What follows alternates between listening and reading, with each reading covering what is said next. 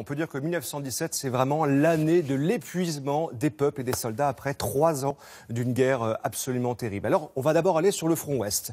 L'année commence notamment avec un repli stratégique des Allemands. En 4 jours, on le voit ici sur cette carte, en fait, ils reculent de 70 km pour s'établir sur une ligne fortifiée qu'ils ont méthodiquement préparée, la fameuse ligne Hindenburg. Oui. Cela leur fait économiser à la fois des ressources et en plus, cela déstabilise les Alliés.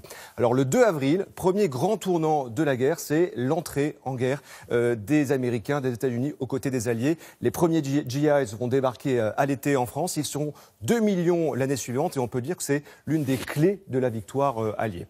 En attendant les Américains, les Français veulent toujours percer les lignes allemandes et à la fin du printemps, ils lancent l'offensive que l'on voit ici dans l'Aisne du chemin des Dames. La météo est terrible, les Allemands malheureusement sont prévenus et les Français vont se faire littéralement laminer par les mitrailleuses allemandes. 350 000 soldats français et allemands seront tués ou blessés alors que le front ne bouge pratiquement pas, Julien. C'est une débâcle connue. Qui est responsable? Alors le responsable, c'est lui, le général de Viel. C'est lui qui a préparé l'offensive, qui a planifié l'opération. Il est limogé et remplacé à la tête de l'état-major par le général Pétain. Mais la saignée du chemin des Dames a vraiment démobilisé une partie de l'armée française et il y aura de grandes mutineries qui vont toucher près de 40 000 soldats et l'état-major va évidemment réprimer. Il y aura environ une cinquantaine de fusillés. Alors plusieurs fronts, que se passe-t-il au sud? Alors au sud, cap vers l'Italie où on va voir, d'abord, excusez-moi, vers le nord, il ne faut pas oublier nos amis, les alliés britanniques qui veulent quand même également leur opération dans les Flandres. Ils avancent de quelques kilomètres. Malheureusement,